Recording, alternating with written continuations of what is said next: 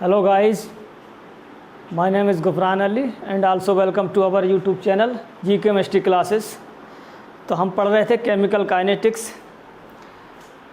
Chemical kinetics में हमने last lecture में डिस्कस किया था second order reaction. Second order reaction में हमने देखा था कि सेकंड ऑर्डर रिएक्शन का जो रेट ला एक्सप्रेशन लिखते हैं हम इंटीग्रेटेड रेट ला एक्सप्रेशन, उसको हम टू टाइप से लिख सकते हैं। जैसे कि हमने एक देखा था पहले कि रिएक्शन में अगर रिएक्टेंट स्पीसीज अगर हमारी सेम है, रिएक्टेंट स्पीसीज अगर सेम है तब इंटीग्रेटेड रेट ला एक्सप्रेशन क्या होगा, और रिएक्टेंट स्पीसीज अगर डिफरेंट है यानी कि दोनों रिएक्टेंट की जो स्पीसीज है अगर वो डिफरेंट है तब इंटीग्रेटेड रेट ला एक्सप्रेशन क्या होगा, उसको आज हम देखेंगे। अगर रिएक्टेंट स्पीसीज सेम है वो हम लास्ट लेक्चर में डिस्कस कर चुके हैं, तो आज हम देखेंगे रिएक्टेंट स्पीसीज या रिएक्टिंग स्पीसीज आर डिफरेंट, यानी कि रिएक्टेड स्पीसीज जो होगी डिफरेंट से। इसका जो हमने फर्स्ट पार्ट था वो ऑलरेडी डिस्कस कर चुके हैं, तो ये सेकंड पार्ट है सेकंड ऑर्डर रिएक्शन का, जिसमें क्या होगा रिएक्टिंग स्पीसीज या reactant species.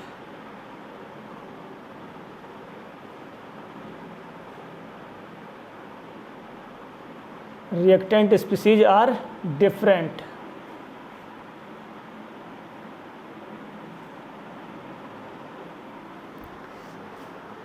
Let us consider, we know that A plus B gives product P and rate constant of that reaction is K। देखिए इसमें क्या है, मान लीजिए कोई रिएक्टेंट है A और B, दोनों ही रिएक्टेंट क्या है इसमें डिफरेंट है। A कोई रिएक्टेंट है, B कोई रिएक्टेंट है, और दोनों रिएक्ट करके क्या बना रहे हैं प्रोडक्ट का फॉर्मेशन कर रहे हैं। मान लीजिए जब रिएक्शन टाइम जीरो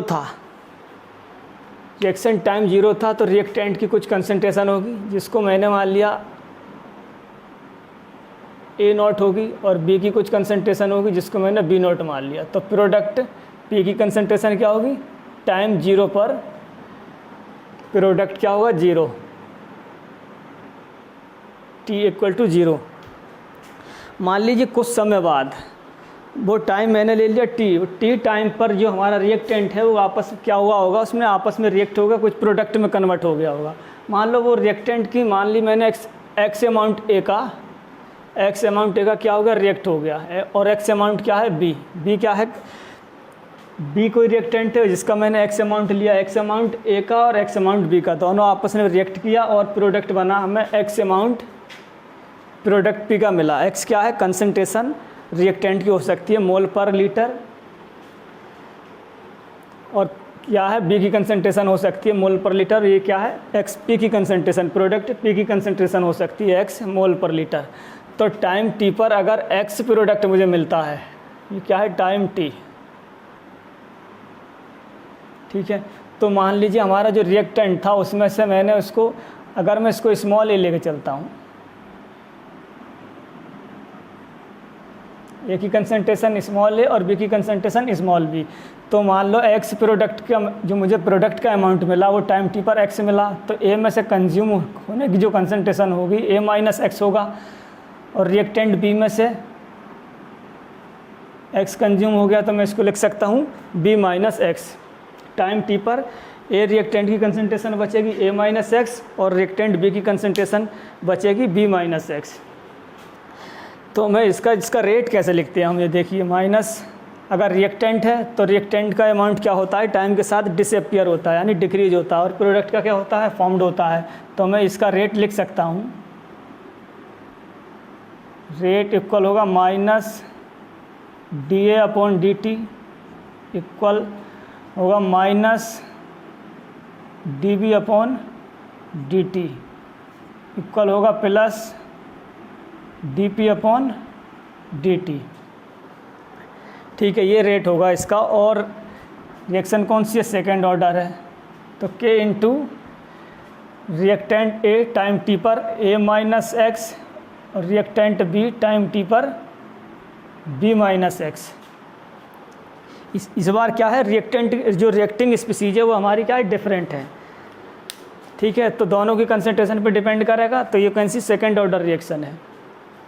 तो मैं इसके इंटीग्रेटेड रेट ला की मैं बात करूँगा, तो देखिए क्या होगा यहाँ से डी एक्स एक्स क्या है, कंसंट्रेशन ऑफ द रिएक्टेंट और प्रोडक्ट जो इसमें से कंज्यूम हुआ है और प्रोडक्ट का फॉर्मेशन हुआ, तो dx/dt। रेट ऐसी तो लिखते हैं जैसे कि मान लीजिए किसी रिएक्टेंट है, यानी कि reactant the change the concentration of reactant और product with time is known as rate of reaction.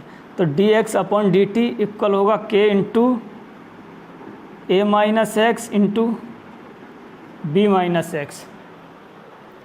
तो मैं क्या करूँगा यहाँ से, इसका देखिए जो सेम स्पीसीज है मैं x के नीचे ले जाऊँगा, इसको वेरिएबल जो है dx/a minus x into B minus x equal होगा k इंटू डी टी के।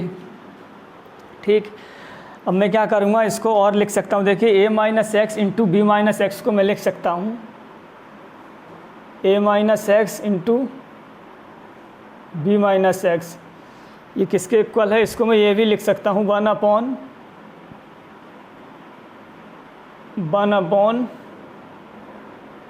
a minus B into 1/b minus x minus 1/a minus x, इसको मैं ये भी लिख सकता हूँ। तो मुझे इंटीग्रेशन करने में आसानी होगी, इसलिए मैं क्या लिखूँगा, a minus x into B minus x को लिखूँगा 1/a माइनस एक्स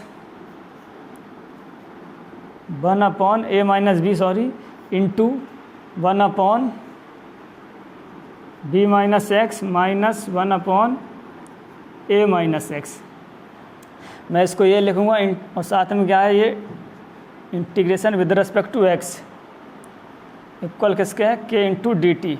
अब मैं क्या करूँगा, इसका इंटीग्रेशन करूँगा, तो देखिए ये हो जाएगा 1/a minus B into 1/b minus x minus 1/a minus x into d x equal होगा, इसका इंटीग्रेशन करूँगा मैं k इंटू डी टी। ठीक है, इसको सॉल्व कर लेंगे। देखिए a माइनस बी क्या है, कांस्टेंट है, तो मैं इसको इंटीग्रेशन से बाहर ले जाऊंगा। इसमें क्या है, b माइनस एक्स वेरिएबल है, तो इसका इंटीग्रेशन होगा। तो यहाँ से k कांस्टेंट है, k को मैं बाहर कर दूंगा इंटीग्रेशन से, तो यहाँ से मुझे मिल जाएगा 1/a minus B integration 1/b minus x into d x, ये क्या है मैंने बाहर कर दिया a माइनस बी को, minus integration 1/a minus x into d x equal है k into integration d t 0 से t टाइम।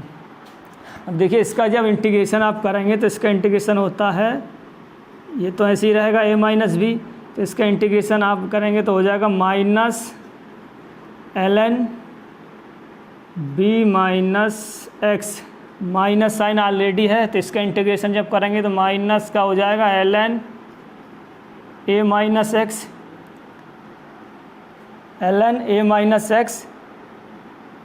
और ये हो जाएगा k इंटू, इसका इंटीग्रेशन करेंगे तो ये आ जाएगा KT, जैसे हम ऑलरेडी करते आए हैं zero order first order reaction में।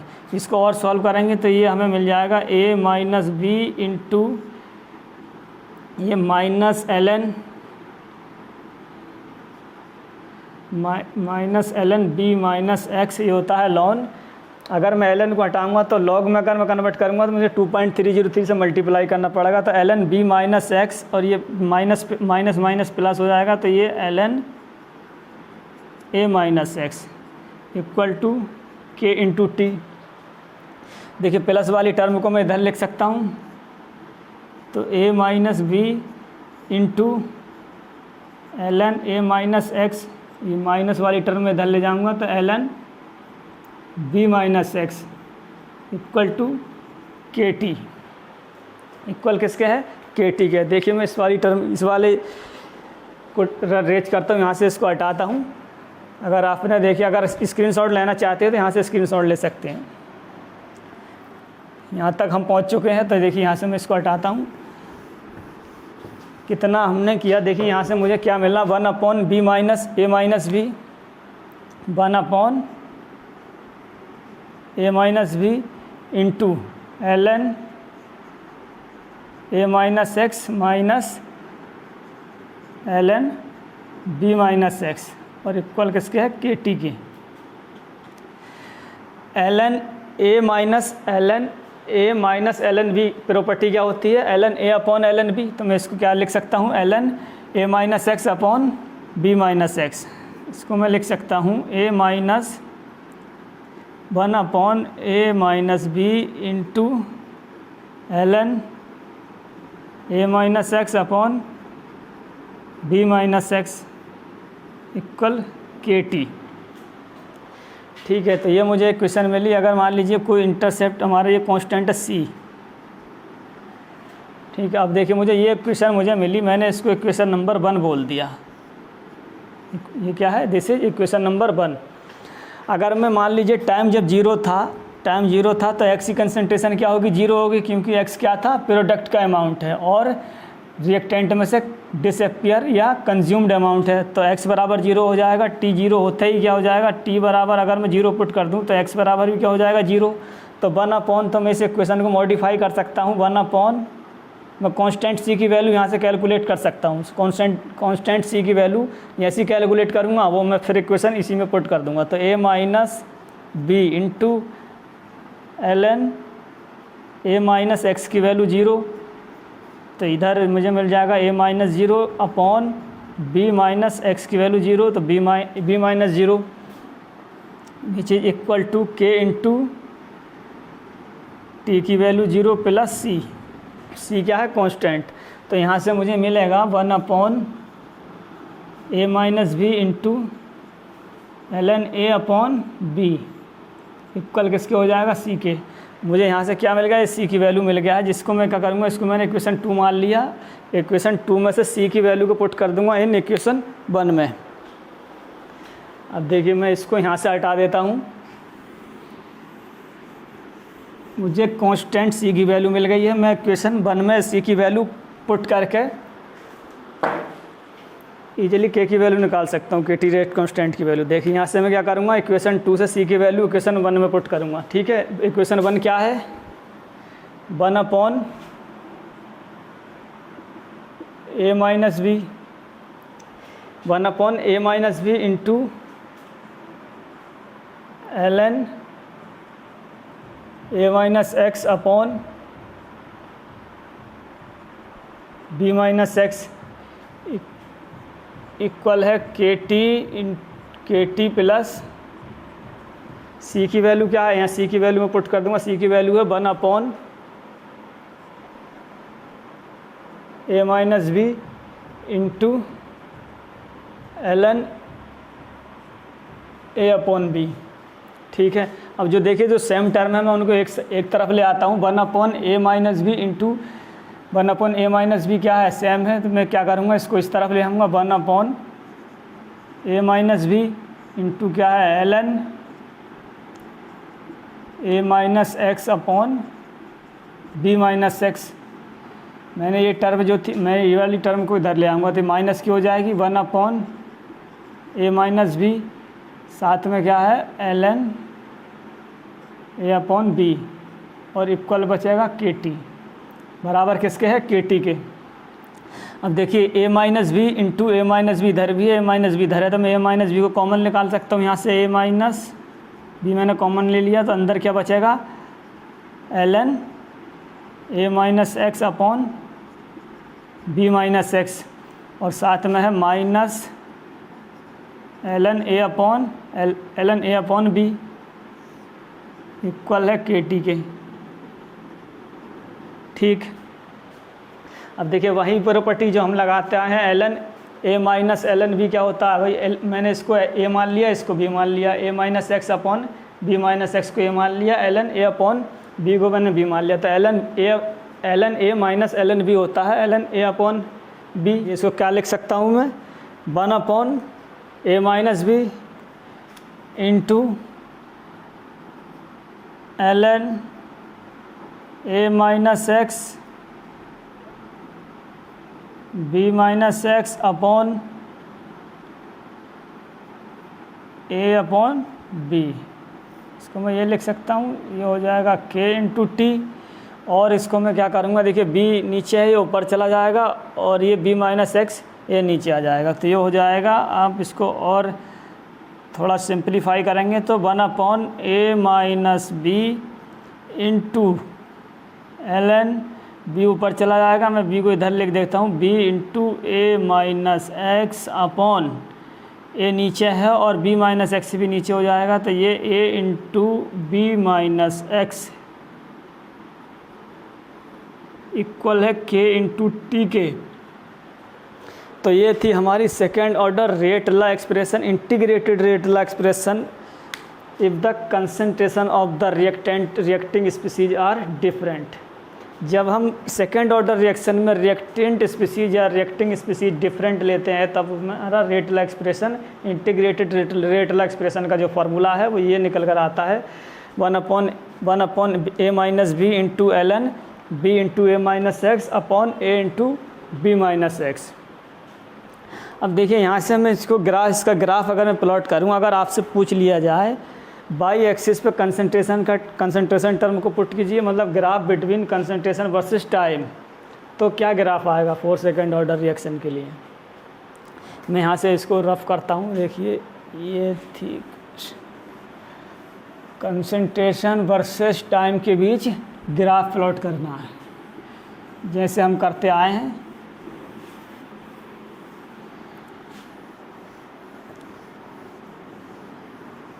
CSIR नेट में शायद यहाँ से क्वेश्चन पूछा गया था, सेकेंड ऑर्डर रिएक्शन में ही रिएक्टिंग स्पीसीज अगर डिफरेंट है तब क्या फार्मूला आएगा, केवल यहाँ से ग्राफ प्लॉट कराया था शायद उसने। अब देखिए ग्राफ प्लॉट करना है मुझे कंसंट्रेशन वर्सेस टाइम के बीच, तो कंसंट्रेशन वर्सेस टाइम, कंसंट्रेशन की टर्म क्या है, ये है a माइनस बी। देखिए क्या होगा, concentration graph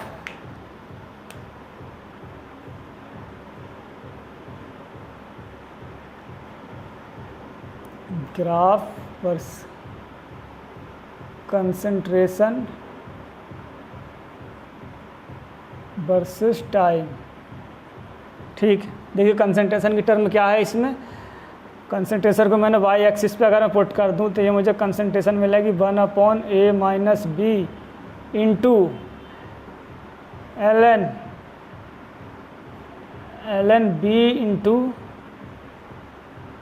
a minus x upon a into B minus x बराबर किसके है, k इंटू टी के।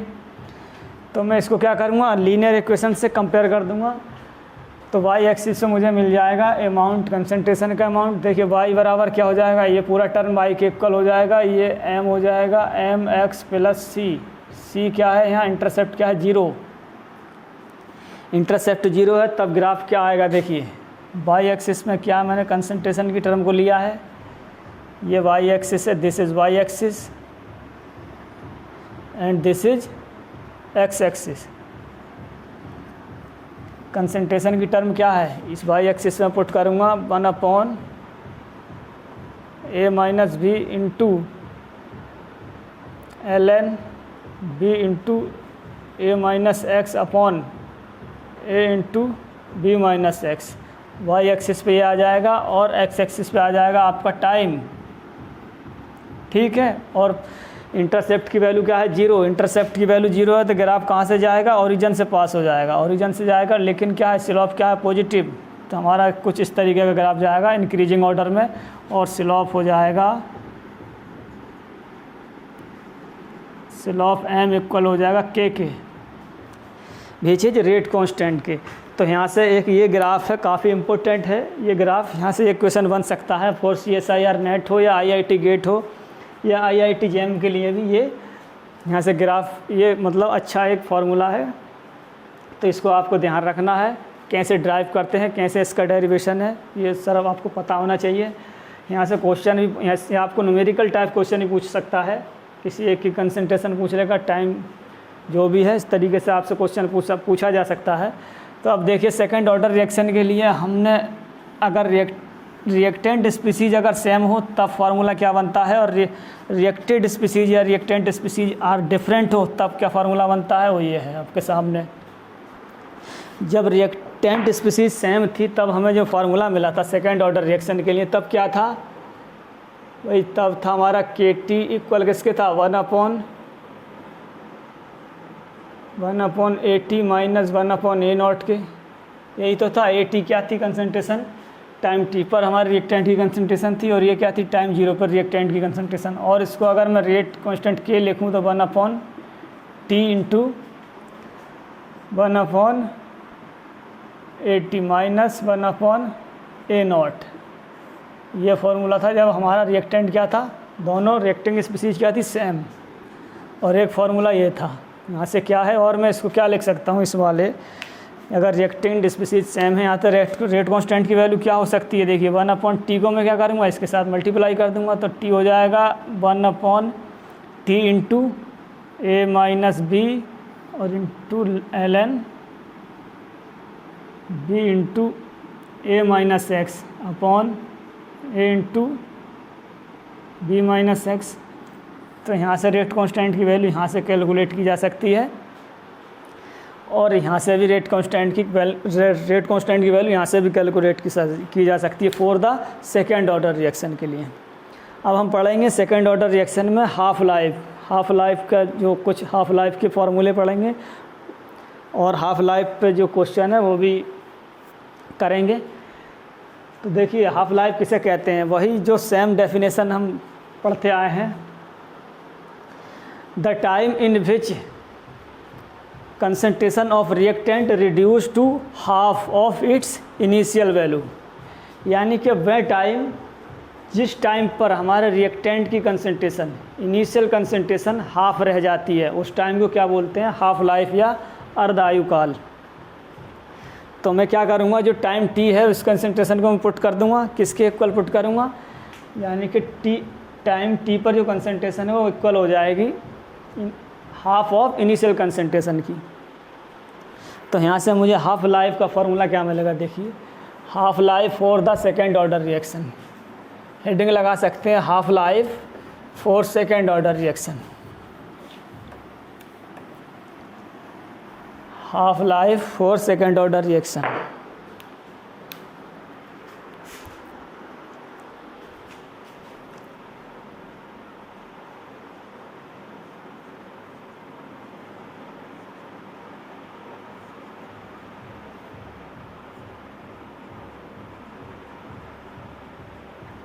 सेकेंड ऑर्डर रिएक्शन क्या है, सेकेंड ऑर्डर रिएक्शन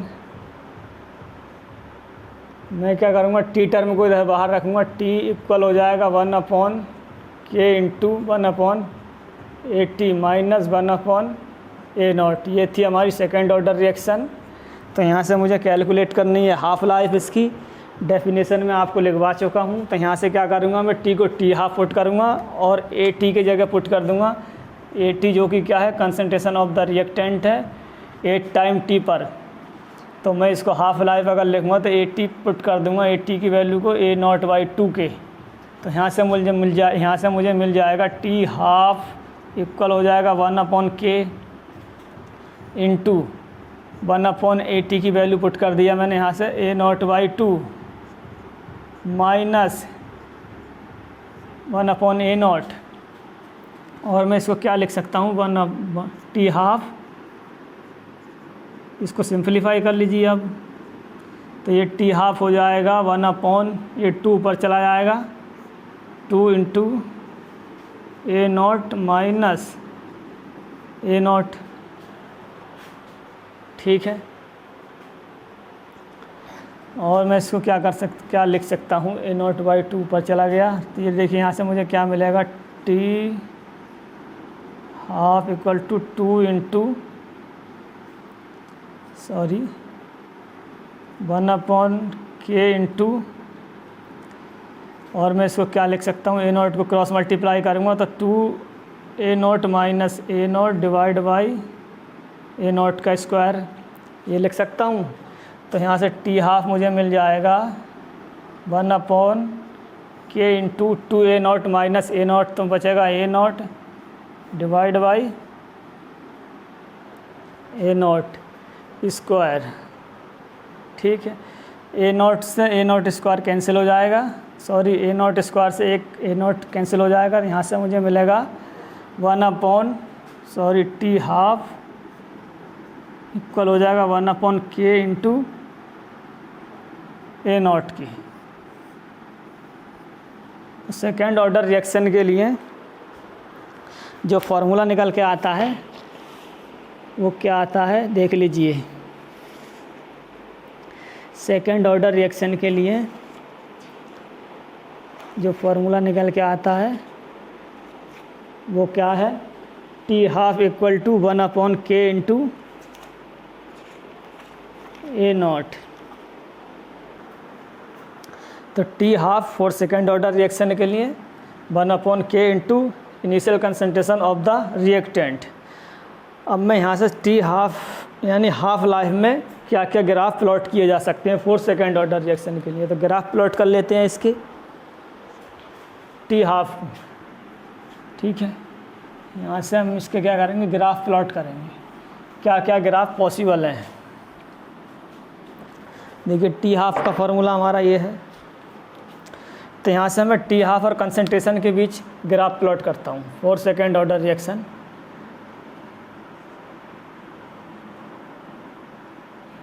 ग्राफ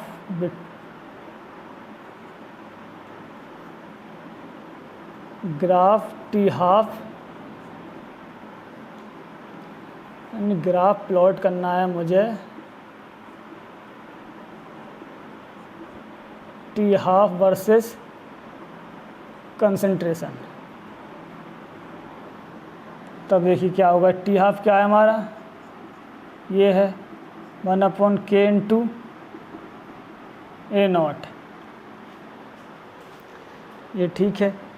तो यहाँ से मैं वाई एक्सिस पे मैंने ले लिया y बराबर mx प्लस सी, वाई एक्सिस पे मैंने क्या कर दिया, टी हाफ को पुट कर दिया, और x एक्सिस पे मैंने लिया कंसंट्रेशन जो कि क्या है 1/a नॉट, ये क्या है 1/a नॉट, और ये मैंने y एक्सिस पे टी हाफ। तो हमारा जो ग्राफ है वो जो क्या जाएगा, यहाँ से स्लोप क्या है इसका पॉजिटिव है, लेकिन इंटरसेप्ट फिर से 0 है इसमें भी, तो यहाँ से जाएगा ओरिजिन से पास हो जाएगा ग्राफ, तो स्लोप हो जाएगा इसमें 1/k।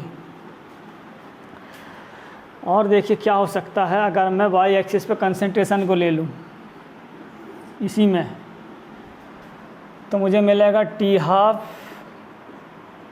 इंटू के इक्वल है 1/a नॉट की। ठीक है, तो मैं इसको यहाँ 1/a नॉट इक्वल कर सकता हूँ टी हाफ इंटू के, तो 1/a नॉट इक्वल किसके है, के इंटू टी हाफ के। तो यहाँ से क्या करूँगा, मैं इसको फिर से लीनियर इक्वेशन से कंपेयर करा दूँगा। मैंने वाई एक्सिस पे कंसंट्रेशन ले लिया और एक्स एक्सिस पे टी हाफ, तो वाई बराबर mx प्लस सी। तो इसके लिए ग्राफ क्या हो जाएगा, मान लीजिए ये एक्स एक्सिस है और ये वाई एक्सिस है। वाई एक्सिस पे मैंने कंसंट्रेशन को पुट कर दिया जो कि क्या है 1/a नॉट, और एक्स एक्सिस पे मैंने टी हाफ को पुट कर दिया। तो मुझे स्लोप क्या मिलेगा, स्लोप फिर से क्या है पॉजिटिव है, और इंटरसेप्ट क्या है 0, तो ग्राफ फिर यहाँ से पास कर जाएगा और स्लोप हो जाएगा हमारा k। तो यहाँ से ये डिफरेंस हो सकता है इसमें, अगर मैं कोऑर्डिनेट चेंज करता हूँ वाई एक्सिस पे, वाई और एक्स एक्सिस पे कोऑर्डिनेट जैसे ही मैंने चेंज करा तो स्लोप चेंज हो जाएगा। स्लोप यहाँ क्या था 1/k, और यहाँ क्या है स्लोप केवल k है। तो ये थे सेकेंड ऑर्डर रिएक्शन के पॉसिबल ग्राफ हैं, वो हमने ड्राइव किए थे। सेकंड ऑर्डर रिएक्शन के फार्मूला जो हमने देखा था, रिएक्टिंग स्पीसीज अगर डिफरेंट है तब क्या होगा और सेम है तब क्या होगा। ठीक है, ये हाफ लाइफ फार्मूले थे। दोनों फार्मूले आपको ध्यान रखने हैं, एक में ग्राफ, उसमें ग्राफ क्या क्या प्लॉट होते हैं। देखिए जो भी आपको ग्राफ पूछा जाए आपको घबराना नहीं है, फार्मूला अगर आपको पता है तो ग्राफ इजीली आप उसको रीअरेंज करके प्लॉट कर सकते हैं। जैसे हमें अभी एक ग्राफ देखा था, फार्मूला जो हमें निकल के आया था सेकंड ऑर्डर रिएक्शन के लिए, अगर रिएक्टिंग स्पीसीज डिफरेंट थी तब क्या था, KT बराबर था हमारा, ये फार्मूला ही तो था अभी 1/A - B, तो ln इधर था b into A minus x upon A into B minus x, ये था। देखिए यहाँ से वो ये भी कर सकता है, यहाँ से ln हटा दे, ln मतलब होता है नेचुरल लॉग, जिसकी बेस होती है ई। अगर यहाँ से लॉग वो लगा दे तो तब क्या हो जाएगा, यहाँ से देखिए लॉग लगा देगा। अगर ये भी तो हो सकता है यहाँ से 1 अपॉन, तो कन्फ्यूज बिल्कुल नहीं होना है। अगर वो ln दे दे तब ये रहेगा, और लॉग अगर उसने लगा दिया तो क्या करना पड़ेगा, 2.303 से मल्टीप्लाई करना पड़ेगा। तो मैं क्या करूँगा, यहाँ 2.303 से मल्टीप्लाई कर दूँगा, तो ये क्या हो जाएगा, log b into A minus x upon A into B minus x. ये फार्मूला भी हो सकता है, और इसको और भी रीअरेंज कर सकता है वो आपसे। वो अगर वो 2.303 को इससे मल्टीप्लाई कर दे तो यहाँ से ये हो सकता है k t upon 2.303 which is equal to 1 upon A minus B into log B into A minus x upon A into B minus x. ये भी फार्मूला हो सकता है। यहाँ से ग्राफ प्लॉट कराया जा सकता है आपसे, टाइम वर्सेस कंसंट्रेशन। देखिए यहाँ से क्या ग्राफ बन सकता है, अगर मैंने इसको वाई एक्सिस पे ले लिया और इसको मान लीजिए मैंने एक्स एक्सिस पे ले लिया टाइम, तो वाई बराबर एम एक्स प्लस सी, ठीक है। सी क्या है, इंटरसेप्ट यहाँ भी 0 है। तो यहाँ से ये ग्राफ क्या हो सकता है, ये वाई एक्सिस पे मैंने क्या किया, इसको रख दिया। वाई एक्सिस पे क्या है, 1 upon A minus B into log B into A minus x upon A into B minus x. और एक्स एक्सिस पे मैंने क्या लिया, टाइम लिया, तो इधर मैंने टाइम पुट कर दिया एक्स एक्सिस पे। तो स्लोप क्या हो जाएगा, यहाँ से के अपॉन, और इंटरसेप्ट फिर से 0 है, तो स्लोप हो जाएगा आपका के अपॉन 2.303। तो आपको जो मर्जी चाहे ग्राफ प्लॉट करा ले, लेकिन आपको जो फार्मूला है इसी को रीअरेंज करना है। कोई भी ग्राफ यहाँ से आप इजीली प्लॉट कर सकते हैं। तो ये था सेकेंड ऑर्डर रिएक्शन के लिए इंटीग्रेटेड रेट लॉ एक्सप्रेशन के फॉर्मूले, और half life for second order reaction में क्या क्या ग्राफ प्लॉट कर सकते हैं हम, यहाँ से क्या क्या फार्मूले यहाँ से हमने ड्राइव किए, ये सब हमें ध्यान रखना है। इस पे बेस्ड कुछ न्यूमेरिकल हैं जो हम सॉल्व करेंगे नेक्स्ट लेक्चर में। तो मिलते हैं नेक्स्ट लेक्चर में। Thank you for watching and thank you for cooperation. All about for today.